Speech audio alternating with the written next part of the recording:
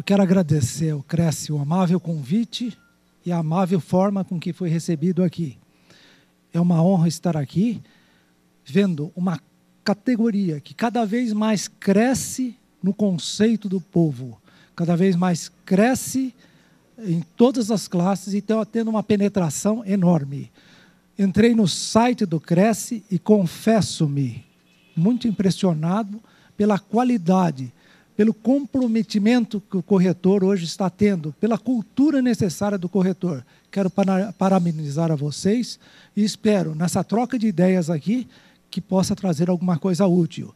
Se não puder trazer, expor tudo, porque já fui solenemente admoestado para não passar de 2, 3 horas de exposição, então, se não puder expor tudo, coloco-me à disposição para depois complementar o que for necessário. Bom, iniciando a nossa troca de ideias, eu acho que a gente precisa ver como que surgiram as coisas para compreendê-las.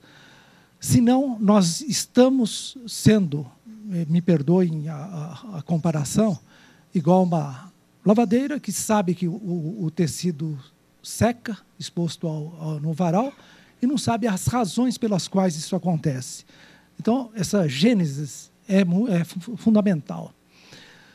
Na formação da cultura brasileira, o que nós tivemos? Nós temos um caráter excessivamente intervencionista, embora é proclamado que existe, desculpa ficar de costas, que existe a liberdade de contratar. Existe muita limitação à liberdade de contratar. Nos países adiantados, como os Estados Unidos, por exemplo, essa liberdade de contratar é mais ampla. Isso daí pode gerar contratos mais detalhados, excessivos, de 30, 40, 50 páginas. A gente agora tem lidado com contratos com empresas estrangeiras, e o contrato é mais detalhado, etc. Mas lá existe a liberdade, chamada liberdade de contratar. Aqui nós temos um caráter intervencionista. Nós temos milhares de leis nesse país, todo mundo sabe disso. Ainda agora, há pouco, antes da nossa troca de ideias, estava um dos senhores aí dizendo que abrir uma empresa, foi duro abrir uma empresa, e até hoje não conseguiu fechá-la. Isso não é nenhuma... Esse filme todos nós conhecemos. Essa miríade de leis que existem aqui. E isso, aliás, bem a propósito, teve um famoso jurista que disse que a riqueza legislativa de um país nada mais é do que senão índice de sua pobreza moral. Ou seja, quanto mais leis forem necessárias, mais a moral do povo está atingida. Para quem é religioso, Deus pôs os 10 mandamentos. Nos Estados Unidos, quando começou a Constituição lá, havia 7 artigos, qualquer coisa assim. Na Inglaterra, tem alguns pouquíssimos artigos, e o resto é tudo do direito costumeiro. Não tem esse... Nosso Código Civil tem mais de 2.000 artigos. Nossa Constituição tem centenas de artigos. Nossas disposições transitórias da Constituição, na Constituição Federal, tem cerca de 200 artigos. Quer dizer, é uma loucura isso daí tudo que ocorre. Muito bom. Feito isso daí, também nós temos que ver, antes de falar de contratos, o seguinte: o que nós temos que fazer com o contrato? Como é que nós vamos contratar? A pessoa tem capacidade civil para contratar? Por exemplo, o menor de 16 anos, menor de 18 anos, perdoe-me, não tem capacidade para contratar. O alienado mental não tem capacidade de contratar. E nós temos que ver a licitude, ou seja, se o objeto é lícito, nós não podemos comprar e vender maconha, pelo menos por enquanto, né? E nós temos que ver se é possível. Eu vou negociar um terreno na Lua, não é possível. Nós temos, o objeto pode ser determinado ou determinável. Eu posso ter um terreno, fazer uma permuta, olha, eu vou receber 5 apartamentos a serem sorteados. E tem que ser forma prescrita ou que não seja proibida. Nós temos, por exemplo, a obrigatoriedade de escritura pública, todos os senhores sabem, quando o contrato for acima de 30 salários mínimos, em regra, pelo menos. Essa quantidade de leis, evidentemente, que às vezes cria um antagonismo entre o advogado e o corretor, principalmente se o advogado for do comprador. Aí começa o corretor, pô, que advogado chato, o povo está exigindo isso, exigindo aquilo. É porque realmente o advogado, ele tem um temor. Falou o seguinte, pô, se não der certo o negócio, o cliente vai me comer o fígado, desculpa a expressão, vai acabar comigo. E, aliás, diz um outro advogado que onde tem 3 advogados, tem 5 opiniões diferentes. Esse é um problema, né? Ao lado disso, nessa miríade de leis, nós temos as leis do governo federal, elas podem ser nacionais e federais. As federais, elas se aplicam aos órgãos da administração pública federal. E as leis nacionais se aplicam a todo o país.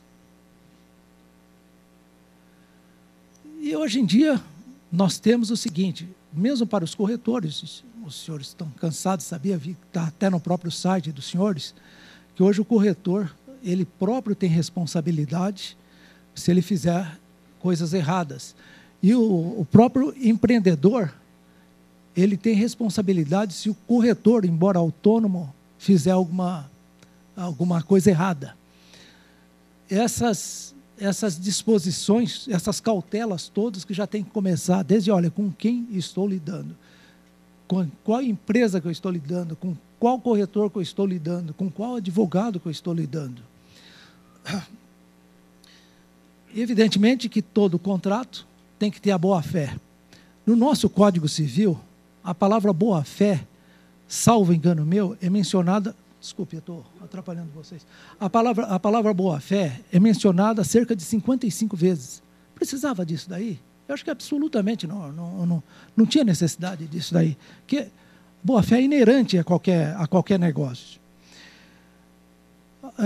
E ao lado disso, no contrato, como o governo faz com as nossas leis, muitas vezes há uma tentativa de se colocar disposições contrabandeadas, qual seja, que são aquelas que não estão lá dentro do assunto, mas se coloca lá para se obter alguma vantagem não muito ética, às vezes.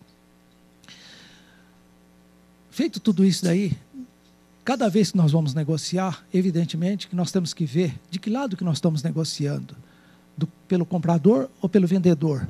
E há muitas coisas que eu vou dizer aqui para os senhores, que talvez chegue e você escuta, mas o corretor não vai fazer isso. Sim, mas eu só vou falar. A exigência, eu, por exemplo, quando estou pelo lado do vendedor, eu chego para o comprador, pelo lado do comprador, e falo, olha, quais documentos que você quer? Ele me enumera, eu apresento. E, com franqueza, eu até gosto de apresentar antes esses documentos, de fechar o negócio, falar, está tudo ok? Está tudo ok? Está tudo satisfeito? Tudo satisfeito? E quando eu estou pelo lado do vendedor, do comprador, desculpe, confesso que eu tenho uma verdadeira Bíblia lá de exigências. Chato? É chato, mas é por responsabilidade funcional minha.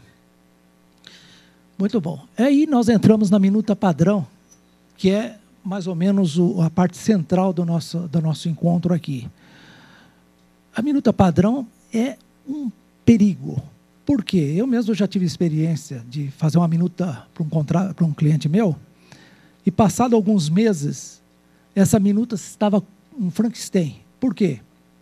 Vinha um e colocava alguma coisa a mais, aquela nova minuta passava a ser a minuta padrão. Vinha outro e colocava mais, e uma nova minuta padrão.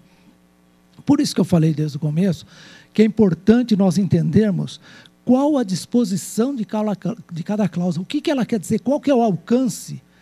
Eu estou evitando falar palavras técnicas, que eu estou evitando, mas em direito nós falamos qual o alcance teleológico daquela expressão, o que quis dizer com aquilo lá. Isso daí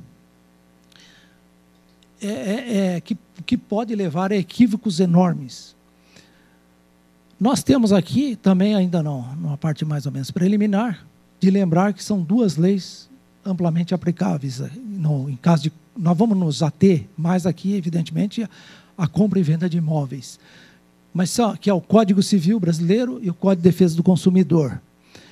E lembrando que o Código de Defesa do Consumidor, qualquer coisa que se faça antes do código, antes da venda, já está integrando o negócio.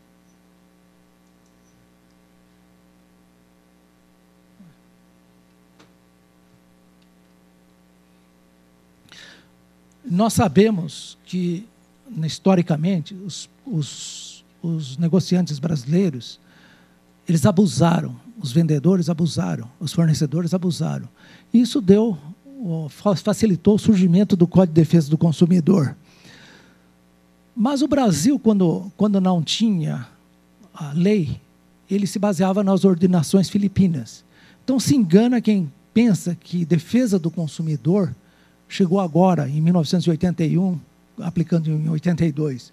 Lá pelos ídolos de 1850, qualquer coisa assim, aplicavam-se as ordenações filipinas. E uma delas dizia o seguinte, que se enganar por peso e for acima de 5 marcos, é condenado à morte. E se for abaixo, de uma punição brava, era degradado para sempre para o Brasil. Então, essa era a punição. E o código é um marco, desculpe. O Código de Defesa do Consumidor aplica-se quando existe um consumidor final. Por exemplo, se eu vendo um terreno para um comprador lá, eu sou fornecedor, sou comerciante, vendo, ele é um consumidor final, eu sou fornecedor usual. É fácil isso? Não, nem sempre. Por exemplo, o sujeito que compra um terreno para revender numa relação que, teoricamente, de consumo, fica uma relação de consumo ou não? Suponhamos, eu compro um terreno da Alphaville para revendê-lo. É uma relação de consumo ou não? Eu acho que é, mas isso daí pode ser até discutível, porque eu não seria consumidor final aí. Só para dar um exemplo, para ilustrar melhor, não se tratando de imóveis, se o Pão de Açúcar comprar um ventilador para colocar no escritório deles, é uma relação de consumo. Se comprar para pôr no estoque para revender, não é relação de consumo. Nós temos também que ver com aquilo que nós estamos lidando, que tipo de imóveis que nós estamos lidando. Eu lembrei aqui que tem uma figura, até o novo Código Civil, chamado bens enfitêuticos, que hoje virou direito de superfície, que também pode ser objeto de negociação. Eu confesso que até agora eu não vi nenhum negócio envolvendo direito de superfície. Eu não sei se os senhores chegaram a ver, alguém aqui chegou a ver direito de superfície? Eu acho que compra e venda de direito de superfície, cessão de direito de superfície, já fez? Olha, é raro. É raro. Ainda no contrato, antes do contrato, já se estabelece uma relação contratual. Qual que é? A responsabilidade pré-contratual. Assim, se tiver uma compra e venda de imóveis, vamos imaginar um vendedor de Porto Alegre, nada contra gaúcho, pelo amor de Deus, e um comprador da Bahia, e os dois estabelecem, trocam e-mails e tal, está feito o negócio, está feito. Aí o comprador da Bahia viaja até Porto Alegre, chega lá, o vendedor de Porto Alegre fala, não, agora eu não brinco mais, agora eu não vendo mais. Então, ele já ter uma responsabilidade e vai responder por perdas e danos por causa disso daí. Outra coisa importante no contrato é os chamados considerandos. Porque a gente põe lá, considerando o quê? Isso parece que é à toa. Não, isso daí funciona hoje como os motivos determinantes. Olha, quais são as razões que eu estou fazendo esse contrato? E se alguma daquelas razões determinantes não forem observadas, não forem cumpridas, não forem reais, o comprador tem direito mesmo, eventualmente, a uma rescisão ou a ação de perdas e danos.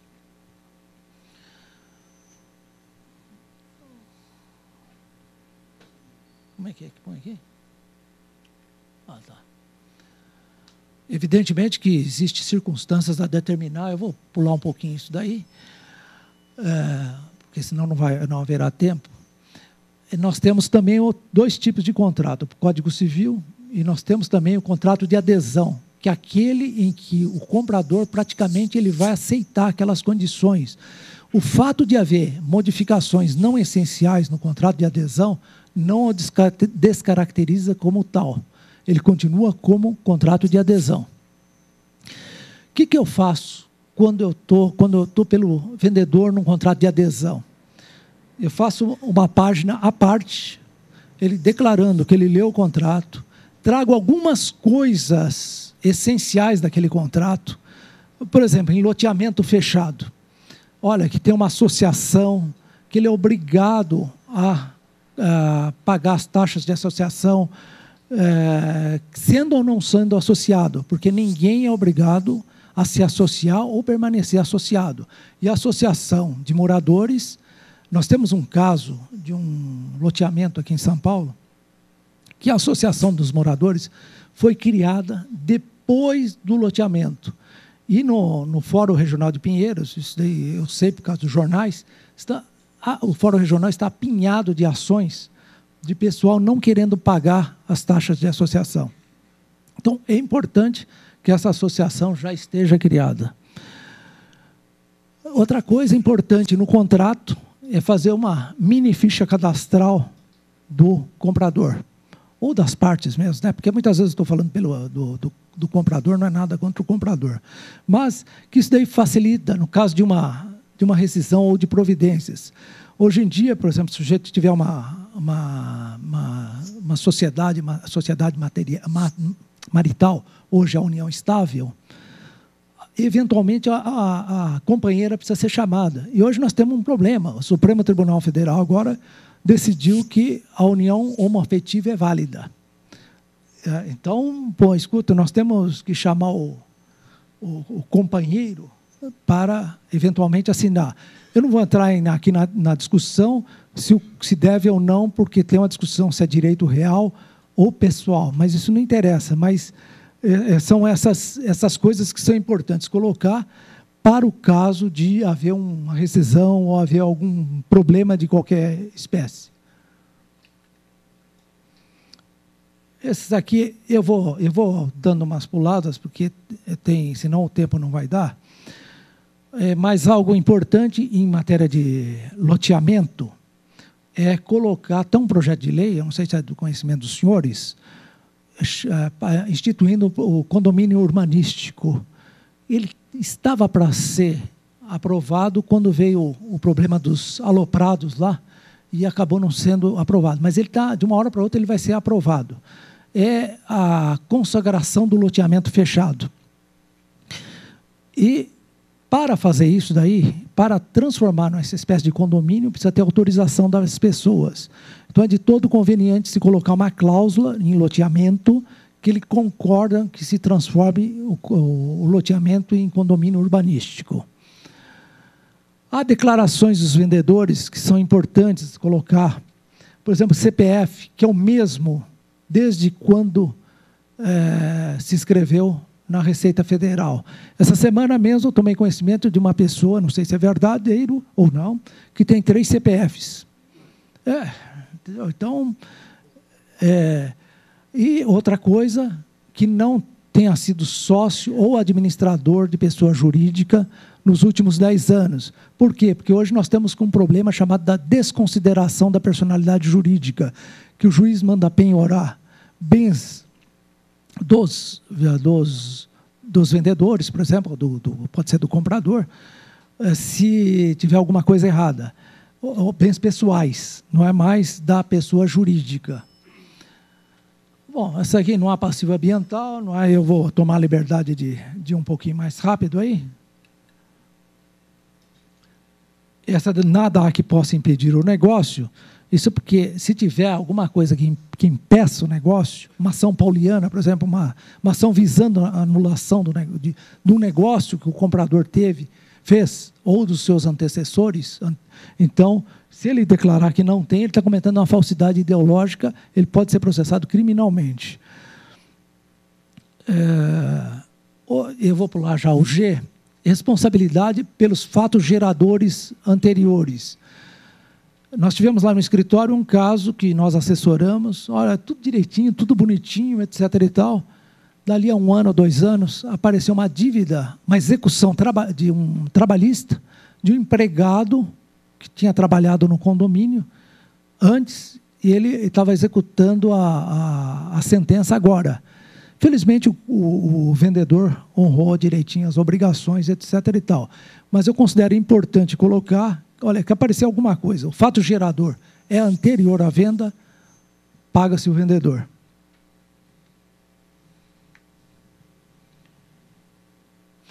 Outra coisa, eu estou pulando algumas coisas, assim, é quanto à evicção.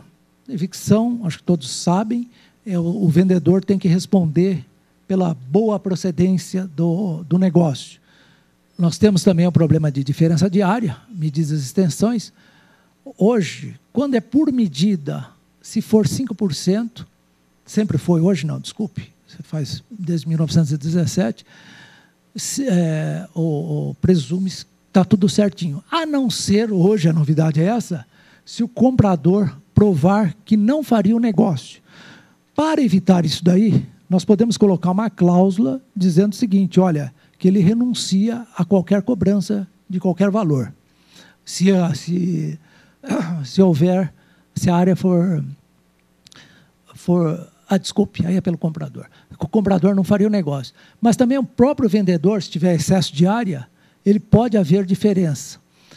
Então, nós podemos colocar aqui, conforme a hipótese de renúncia, de cobrança de diferença de uma parte ou de outra.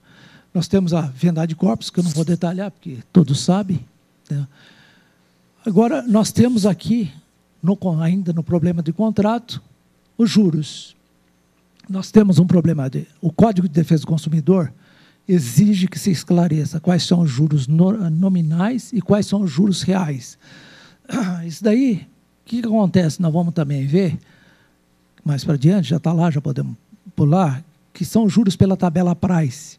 É desaconselhável colocar juros pela tabela price, porque há um entendimento, eu diria que até majoritário do tribunal, dizendo que não pode colocar juros pela tabela price, porque o cálculo seria exponencial.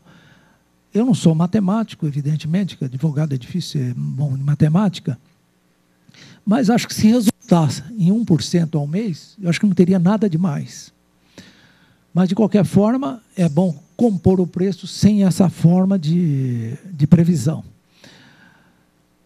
Outra coisa é o seguinte, juros durante a construção. O Tribunal de Justiça de São Paulo, agora bem recentemente, mais ou menos recentemente, uns 2, 3, 4 meses atrás, decidiu que não se pode cobrar juros durante a construção do imóvel.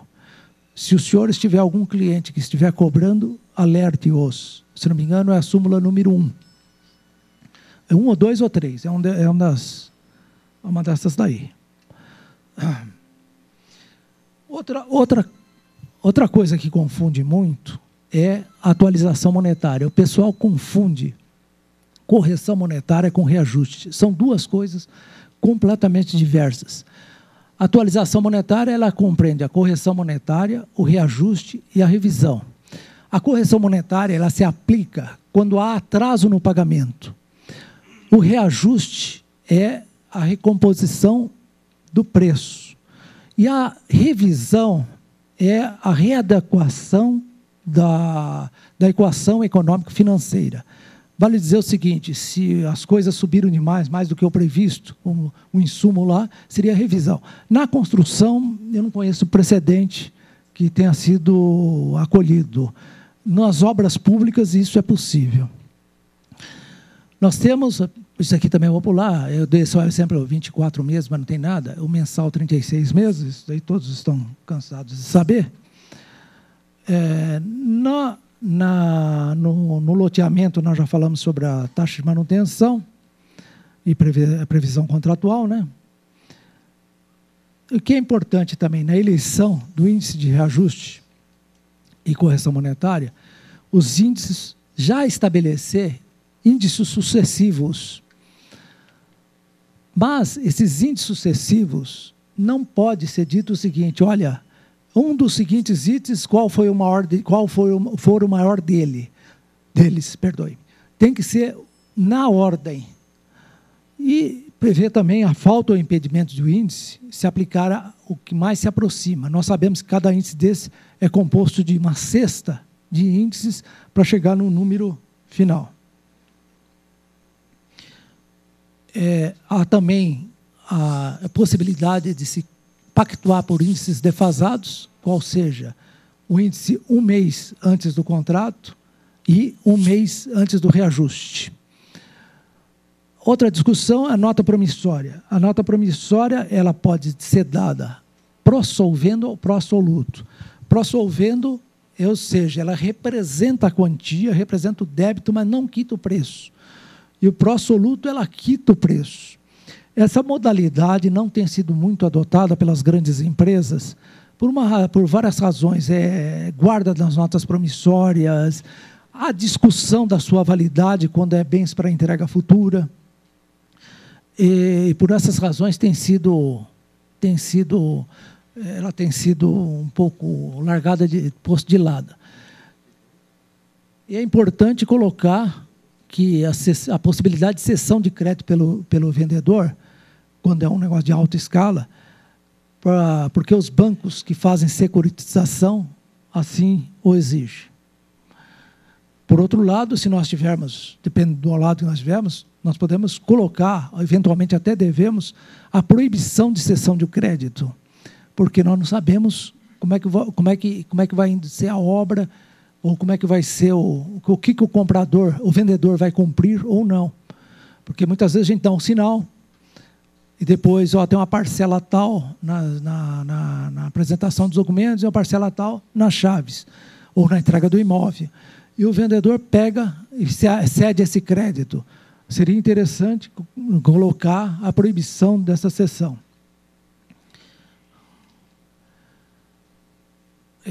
Esses dias atrás eu vi uma jurisprudência que me causou espanto, que a discussão quando há atualização do saldo devedor, se deve abater primeiro o pagamento e depois atualizar o saldo. Me parece até intuitivo que primeiro a gente deve atualizar o saldo e depois abater. Então, de qualquer forma, como isso teve discussão judicial, seria interessante colocar. Depois, nós temos um outro detalhe. Pela nossa legislação, o pagamento de um débito posterior, presume-se o pagamento do anterior.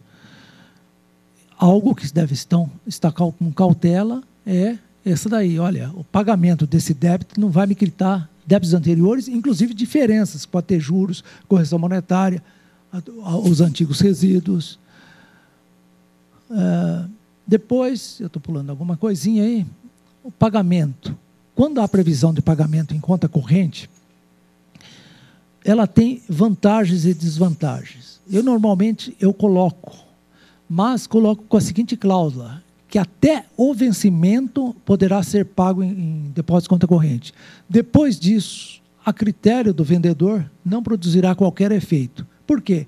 Porque senão o sujeito atrasa, ele vai lá, deposita 15, 20, 30 dias depois, querendo ter o efeito liberatório.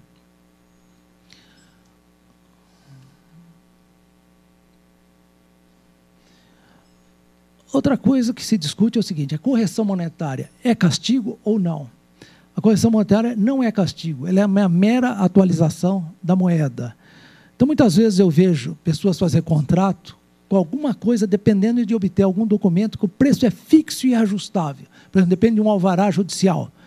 Bom, o comprador, às vezes de boa ou má fé, se aproveita da demora e vai pagar 1 ano, 2 anos, 3 anos depois. Então, prevê sempre que a correção monetária será devida, qualquer que seja a hipótese. Os juros e multa que são penalidade, não a correção monetária. Outra cláusula interessante, eu até trouxe aqui.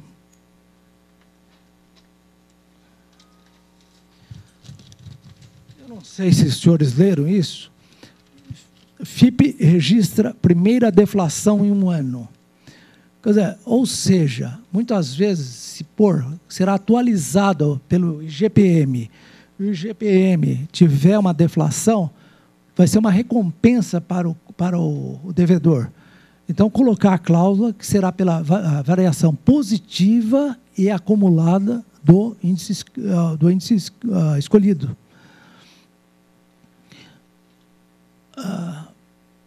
Como os juros normalmente também são proporcionalizados, melhor é colocar que serão a razão de 0,034% ao dia, limitados a 1% ao mês. Porque se nós multiplicarmos 0,034 vezes 30, vai dar um pouquinho mais do que 1%. A multa, sabemos, pelo Código de Defesa do Consumidor, é 2%. E do Código Civil nós podemos pôr em montantes maiores.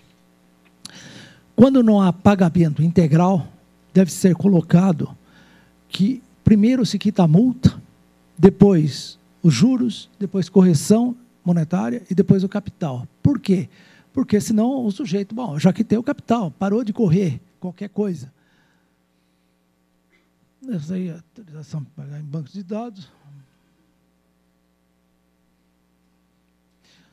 Outro problema é que nós devemos nos acautelar é o adiantamento de pagamentos. Nos contratos de 36 meses ou mais, nós sabemos que podemos cobrar correção monetária mensal. Agora pergunto, eu faço um contrato de 36 meses, aí o senhor vai lá no 20º mês, olha, eu quero adiantar as 16 parcelas seguintes. O contrato passou a ser de 20 meses. Aí começa a discussão. Ou vamos dizer que o senhor queira não adiantar todas as parcelas, mas eu quero adiantar as 3 últimas. Aí o contrato passou a ser menos do que 36 meses. Nós temos algumas soluções para isso daí. É lógico, primeiro, colocar até uma cláusula dizendo que o adiantamento não vai modificar isso daí. E segundo, é estabelecer sistemática. Nós podemos estabelecer uma sistemática que os adiantamentos serão primeiro nas próximas cláusulas vincendas e não nas últimas. E até estabelecer uma sistemática tem que avisar, tem que ser com ordem cronológica, não pode ser ao bel prazer do comprador. Outra coisa que reputo interessante são quanto às benfeitorias às cessões. A maior parte das pessoas confundem benfeitorias e as cessões como sendo a mesma coisa. E são coisas diversas. A benfeitoria é aquilo que vem agregar um embelezamento no imóvel, por exemplo, um bem-estar ao morador. E as accessões é tudo aquilo que é edificado no imóvel. Isso tem alguma consequência que nós vamos tentar ver já já. Há outra diferença entre danos e defeitos, que muitas vezes também é confundido. Fala-se a mesma coisa, dano, é defeito. São coisas diversas. O dano é quando é o mau uso do bem. E o defeito é quando ele não funciona a contento.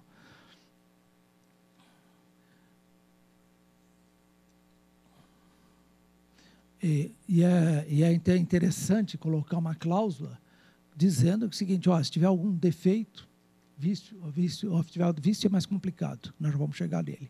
Se tiver algum defeito, ele não pode suspender os pagamentos. E muitas vezes tem qualquer coisinha, eu já enfrentei um caso, o sujeito dizia que, olha, qualquer coisa de árvore, não sei o quê, isso daqui não está de acordo com o memorial e tal, e queria suspender o pagamento. Então, infelizmente, acontecem essas coisas, né?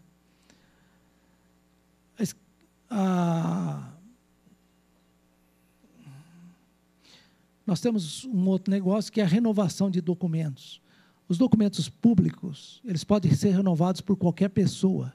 E muitas vezes pode ser que o vendedor ele forneça todos os documentos, dali o comprador vai querer, às vezes, novamente, todos esses documentos. Bem a propósito, tem uma diferença entre uma empresa vender o imóvel dela que está no ativo circulante e uma empresa que vai vender o imóvel que está no ativo fixo. O ativo circulante é aquilo que é a venda, a vida dela. Ela vende, compra, vende, compra, vende, compra. Então, a venda e compra de um imóvel para uma empresa imobiliária, ou a venda e compra de botões por uma loja de aviamentos, é a mesma coisa. Ou seja, ele não precisa ter aquele monte de cautelas que se tem.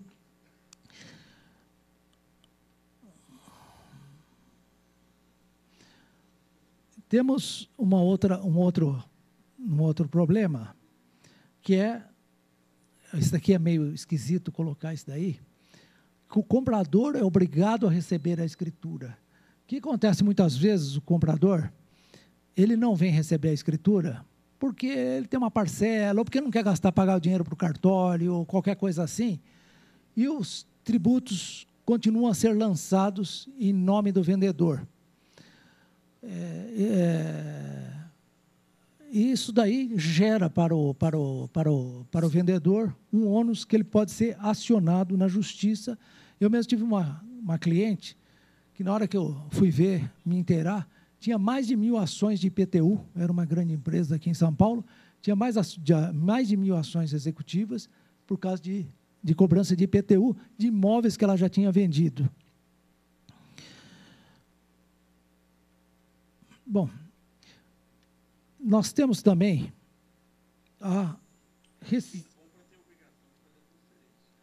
quem compra tem a obrigação, mas constar isso daí, que ele penalizá-lo se ele não vier buscar, se ele não vier receber a escritura.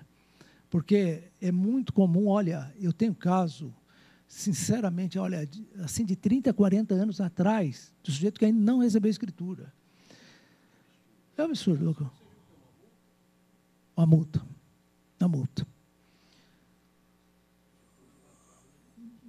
Depois, o seguinte, nas benfeitorias e accessões, o que acontece? Nós vamos ver, o sujeito às vezes faz accessões que são ruinosas para o vendedor. Eu tive experiências nisso daí também.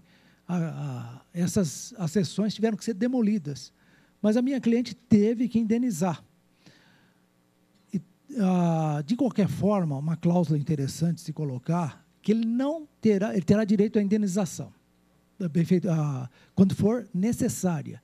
Nós temos as úteis, as necessárias e chamadas voluptuárias. E as voluptuárias são de enfeite. E as necessárias, essa nós não temos como escapar delas.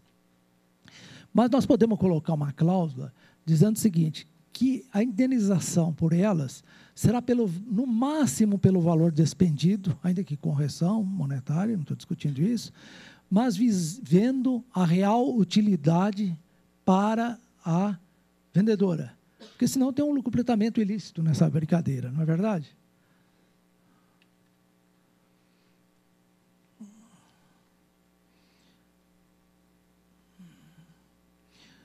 Nós podemos também colocar uma cláusula que é discutível também, é a limitação de responsabilidades indenizatória, que é o seguinte, olha, se eu não entregar no prazo, ou acontecer qualquer coisa, eu vou responder por X. Isso daí, em relações de consumo, vai ter alguma discussão, mas é de todo interessante haver uma limitação, principalmente porque pode gerar de um vulto tal que fica inviável, né? Outra decisão recente do Tribunal de Justiça de São Paulo é que, em caso de rescisão, o valor devido ao comprador deve ser devolvido de uma só vez. O que a gente fazia? A gente colocava uma cláusula dizendo o seguinte, olha, se ele pagou em 20 vezes, ele vai receber em 20 vezes, e assim sucessivamente. Mas isso daí, essa disposição ficou inviável. O Tribunal de Justiça, ele não diz quando que deve ser devolvido, mas se a gente for lá, vou devolver em 238 dias, evidentemente que se perde a ação. Então, mas o ideal é colocar um prazo razoável, tipo 60 dias, e também exigir a devolução do original do compromisso de venda e compra, e escrever também no compromisso de venda e compra, sem prejuízo de um instrumento apartado, que ficou rescindido o compromisso. Porque, senão, uma das partes pode, agindo de má fé, até fazer outras negociações com um imóvel cujo contrato já foi rescindido. Depois, o seguinte, algo importante colocar são cláusulas de mandatos nos contratos. Mandatos, popularmente conhecido como procuração. A procuração é, na verdade, um instrumento de mandato, que autorizando, quando o imóvel está sendo lançado, alterações no registro de imóveis, na prefeitura municipal, repartições, é lógico que limitado não alterar o imóvel dele, porque senão, evidentemente, seria abuso. Que quando há 2 ou mais adquirentes, ou 2 ou mais vendedores, às vezes eu ponho isso aqui, né, que, ou tendo entidade familiar, as duas partes poderem receber citação, poderem transigir, fazer acordos, etc. e tal. Porque, já imaginaram, eu já tive caso de gente morando no estrangeiro. Aliás, morando no estrangeiro, então, é condição essencial ter procuração aqui no Brasil. Há uma discussão sobre procuração, e que nós vamos ver também, ela é validade, mas a gente tem que ter uma forma de colocar que é como irrevogável e irretratável como condição do negócio.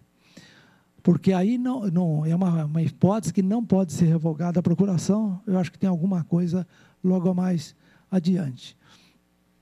Quando há duas partes devedoras, é interessante colocar que existe solidariedade entre elas, mesmo que a proporção seja diferente. Vamos dizer que uma pessoa esteja comprando 10% ou esteja comprando 90%. Não, estabelecer solidariedade. Solidariedade, então, é o seguinte, as duas são responsáveis pelo pagamento ao credor. Também a planta. Tem que discriminar. É obrigatório. Não, meio a meio se presume. Quando houver uma aquisição imobiliária e não se estabelecer, vamos dizer, 2 estão comprando, presume-se que seja 50% para cada um. Se forem 3, 1/3 para cada um. Embora aqui em São Paulo seja raro a gente vender fazenda, né? Esses dias assessorei a compra de uma, mas eles chamam no interior, não sei se conhecem isso, porteira fechada. Então, o que acontece? Tudo que está lá dentro faz parte do negócio. Ou porteira fechada, ou ressalvar o que vai tirar. Como? Não entendi? A sogra?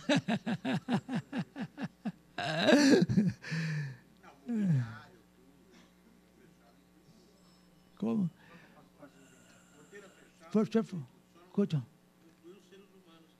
Exatamente. Não, pelo contrário.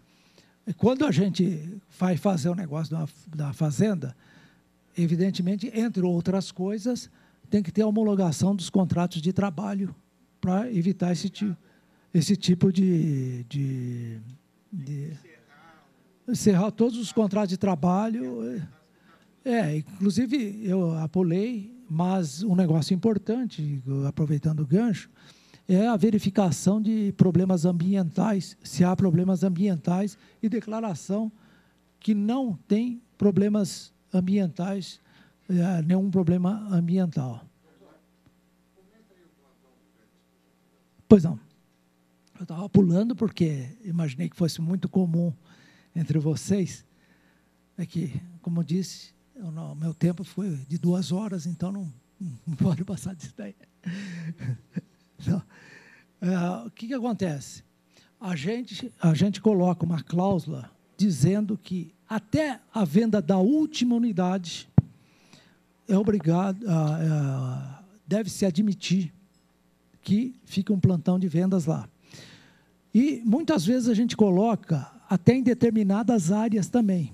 Por exemplo, vamos imaginar que no edifício tenha uma sala X para qualquer coisa.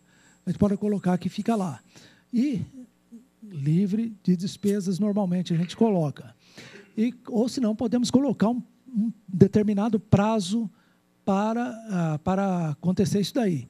E podemos colocar também em diversas localidades, vamos dizer que seja um empreendimento, um loteamento, por exemplo. Depois, a gente também coloca que sejam os corretores da própria empreendedora, que muitas vezes tem lá os vendedores, ou quem indicar. Por quê? Para não ter nenhum tipo de limitação. Tá? Deixa eu ver se tem mais alguma coisa a respeito. Isso aí, inclusive, inclui quando existe um apartamento decorado. Exatamente. Bem lembrado. Bem lembrado. Muito bem lembrado. É isso mesmo. Bem lembrado, bem lembrado. Eu acho que interessante essa intervenção. Aqui também nós temos algumas cautelas, que é assinar com a data exata, salvo impedimento, mas essas coisas às vezes dão... Você fala, pô, não estava nem aqui no Brasil. Então, e sempre que possível, as testemunhas presentes ao ato. Apesar que eu detesto uma expressão, colocar lá no contrato, assinam também as testemunhas estiveram presentes a todo momento nesse contrato, mais ou menos isso. Eu tiro isso daí, não se deve colocar isso daí, porque muitas vezes as testemunhas foram lá assinar isso, assinou, aí dá uma briga, o senhor esteve presente? Não, eu só assinei. Então, prudência e caldo de galinha não faz mal a ninguém, né? Eu elimino isso. Eu elimino, não põe isso daí. As testemunhas são testemunhas, elas são testemunhas instrumentárias. Elas são testemunhas negociais, são diferentes. É isso daqui, o seu fulano assinou isso daqui no dia tal, o vendedor quis isso daqui, não, ele quis isso daqui, o comprador quis isso daqui, Então não tem mais o que se discutir. É interessante também, eu não sou amigo de cartorário, não é nada, né? Mas reconhecer as firmas, né? Porque das testemunhas não precisa, mas é uma cautela, inclusive para aprovar data. Olha, o negócio foi feito naquela data. Nós temos circunstâncias aí, que não vou alinhavar aqui, que eu precisei provar a data, e se não tivesse com a firma reconhecida, seria complicado. Sim, isso não tem dúvida. Outra coisa que dá medo é um negócio chamado procuração. Na verdade, tecnicamente, é mandato. O que acontece? Hoje diminuiu a possibilidade de falsificação de procurações. Por quê? Primeiro, que os cartórios têm um link rápido, fácil, etc. Tal. Mas procuração, sempre que tiver um negócio por procuração, deve ser ou recentemente outorgada, o traslado deve ser recente, para mostrar que está em dia, e a gente mesmo deve verificar. Toda vez que tem procuração, sem prejuízo dos poderes outorgados. Tem uma discussão se a procuração deve ser por instrumento público, para a venda do imóvel, ou particular. Nós temos uma decisão que saiu em jurisprudência oficial, há muitos anos atrás, por coincidência, envolvido era o sogro do meu irmão, que tem cartório de notas, e ele foi absolvido, ele nem sabe disso daí que eu sei, mas o tribunal disse que ele tinha razão em lavrar a escritura. Era um instrumento particular. O instrumento particular é válido, mas o problema é que ele não tem a fé pública do tabelião. Então, sempre ser escritura por instrumento público. Bom, inclusive fala, se for procuração, entre em contato com o mandante. Para ver, se o senhor otorgou essa procuração mesmo? Mesmo que o negócio tenha sido feito, vamos dizer o seguinte, o A vendeu para o B através de procuração pelo C. Entendeu? E o B está vendendo para o D. Então, vamos ver se essa procuração do A para o C está válida, foi válida, ela foi regularmente válida, porque na hora que fez um negócio, mesmo que a pessoa, o outorgante, morra, aquela procuração, naquele momento, ela produziu efeitos de direito válidos.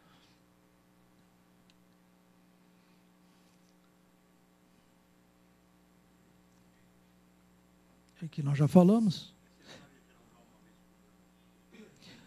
Não, normalmente, o que existe a procuração, a renovação de procuração por um ano? Não há necessidade. A necessidade é o traslado ser recente. O que há, boa sua intervenção, muito boa, diga-se de passagem, é que muitas vezes é uma pessoa jurídica outorgando a procuração e no estatuto dela, ou no contrato social, conforme seja SA ou limitada, diz que as procurações são válidas por um ano. Então, é interessante ver, aliás, é fundamental ver o estatuto social da empresa, se aquelas pessoas que outorgaram a procuração foram eleitas diretores ou tinham poderes gerenciais, e qual que é o prazo limite para se outorgar a procuração. Porque muitas vezes passa-se. Já aconteceu. Entendeu? Passa batido. Isso daí.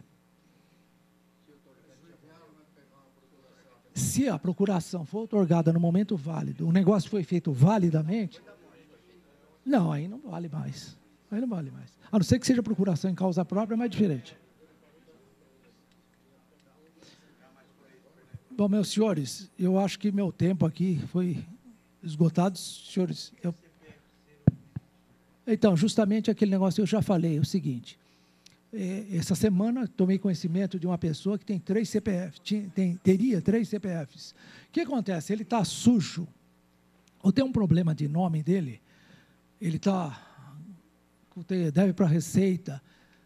Aliás, a intervenção é interessante, porque quando o sujeito ele tem uma inscrição na dívida ativa da Receita Federal, qualquer negócio que ele faça, presume-se que seja fraudulenta. Ou seja, se ele vendeu de forma fraudulenta. Presunção.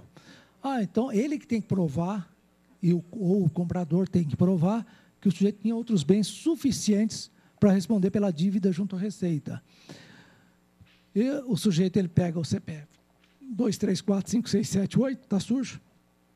Consegue outro CPF, 9, 3, 8, 10, 11, 4, e apresenta aquele, está limpinho. Então consta-me que até os CPFs primitivos, quando se perdia ele lá no banco, ele dava um outro. Eu confesso que eu não sei realmente se isso aconteceu.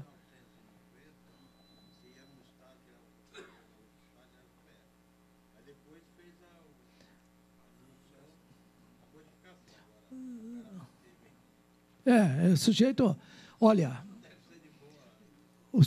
eu vou dizer uma coisa, o brasileiro, ele tem uma criatividade que eu nunca, pena que não use toda essa criatividade só para o benefício dele.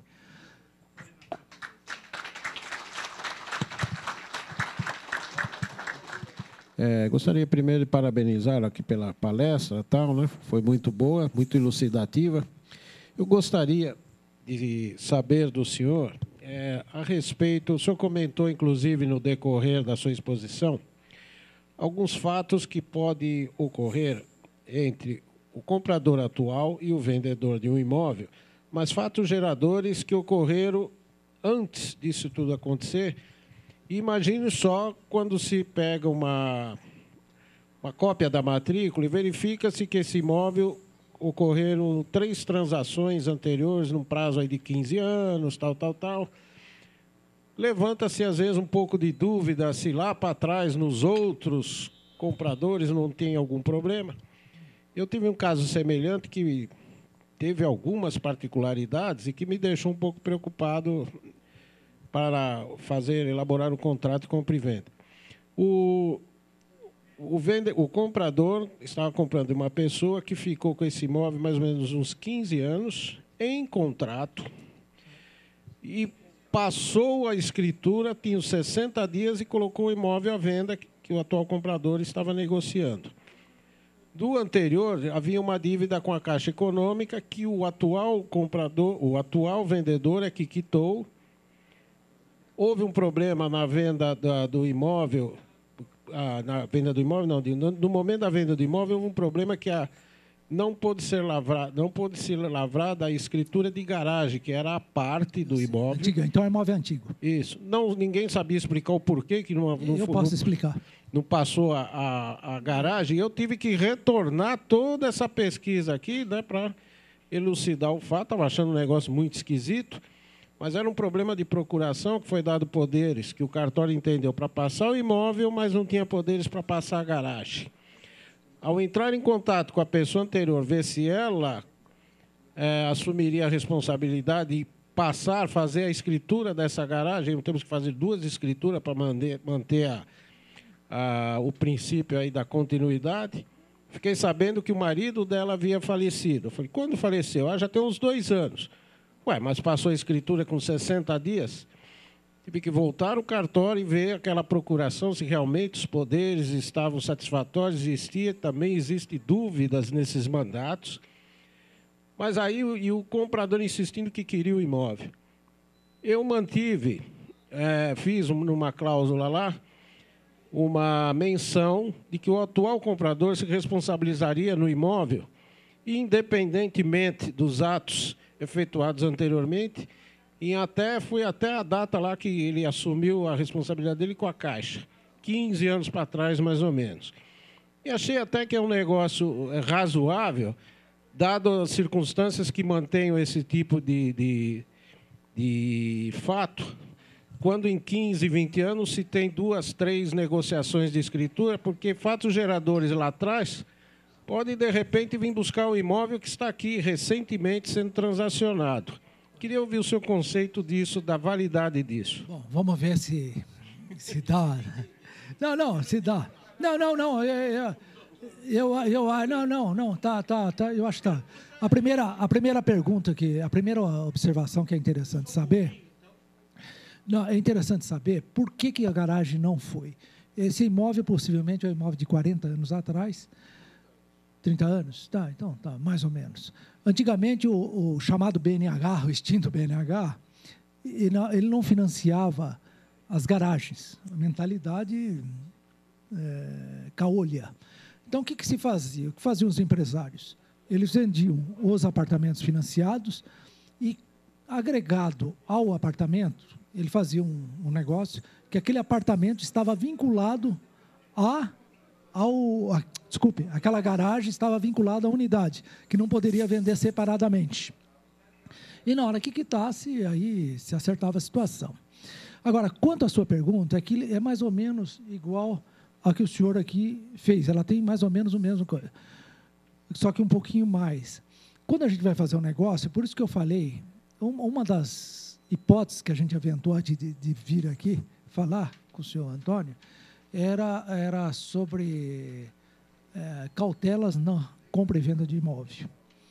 Ainda vou arranjar tempo para procurar escrever alguma coisa, um livro a respeito. O que acontece? A gente pega, você pega certidões de todos os antecessores, pelo menos durante 10 anos. E nós temos um outro problema que deve ser típico do seu, é o chamado contrato de gaveta, em que o sujeito comprou imóvel financiado e não tinha condições de quitar, vendeu para outro, formou o famoso rolo. Isso daí pode ser suprido eventualmente. Eu jamais deixaria meu cliente assinar uma cláusula dessa, para te dizer a verdade, porque ele está pondo a cabeça na guilhotina. Mas, e nem deixaria vender, diga-se de passagem. Quando a gente está falando de boa-fé aqui, não que ele ajeite de boa-fé, aqui o brasileiro, infelizmente, muitas vezes ele não é cauteloso, vamos falar assim, vai tudo a olho, depois dá certo. E nós estamos mudando, e tem muitas pessoas que ainda não enxergaram isso daí. Nós estamos mudando a situação. Aí nós podemos ter um suprimento judicial de consentimento para acertar essa situação. É que eu estou vendo no momento. Agora, ele tem o vendedor aí, ele tem um negócio a favor dele, que ele está há 15 anos, ele tem o uso capião a favor dele. Não tem importância. O que vale para o uso capião é deter a posse, não a posse pacífica. Então, ele vai ter que entrar com o uso capião. Mas o adjudicatório é para contra quem que ele vai entrar? Vai ser complicado, porque parece que a procuração não está defeituosa aí? Não, a procuração ela tem poderes para o atual proprietário para passar o imóvel. Não, a procuração está limpa? Não, ele pode talvez entrar com ação adjudicatória, sim. Pode entrar com ação adjudicatória. Só que, o que acontece? Um negócio de imóvel de 30, 40 anos atrás, eu não sei se é mais fácil ele entrar com o uso campeão do que com a adjudicatória, porque um morreu, outro mudou para os Estados Unidos, outro mudou para a Europa, outro mudou para a Bahia, não tem... O mandante da procuração deu a procuração e no dia seguinte ele morreu. Aí, daí 2 dias, o procurador efetua a venda. É anulável essa escritura? Pode ser anulável, sim, porque se ele morreu, ele pode ser anulável, sim. Tá, mas ninguém está Pode sabendo que ele verdade. morreu. E aí ele vai... Pode. Mesmo irrevogável e retratável, com a morte extingue o mandato, né? A regra é essa. Esse contrato de lançamento, o contrato, o senhor diz que é necessário reconhecer firma. E esses Eu não falei que é reconhecido, eu falei que é interessante se reconhecer firma. Tá, mas esses lançamentos que a gente compra de construtora, tem que reconhecer firma também? Não, eu vou falar algo que eu falei também, que é o seguinte: quando a gente vai comprar de uma construtora e o apartamento e comprar numa loja de aviamentos o botão, é a mesma coisa. Por quê? Porque aquilo são bens do ativo circulante. Então, essa preocupação já não tem. A preocupação mais de reconhecimento de firma, neste caso, seria para caracterizar a data. Entendeu? Caracterizar A data. Olha, isso aqui não foi data falsa, é aqui mesmo, porque muitas vezes tem um problema de dinheiro, mostrar a origem de dinheiro, a data de origem e tal. Lançamento não há necessidade. Não vejo necessidade. Eu não reconheceria a firma, não. Obrigado. Tá, nada.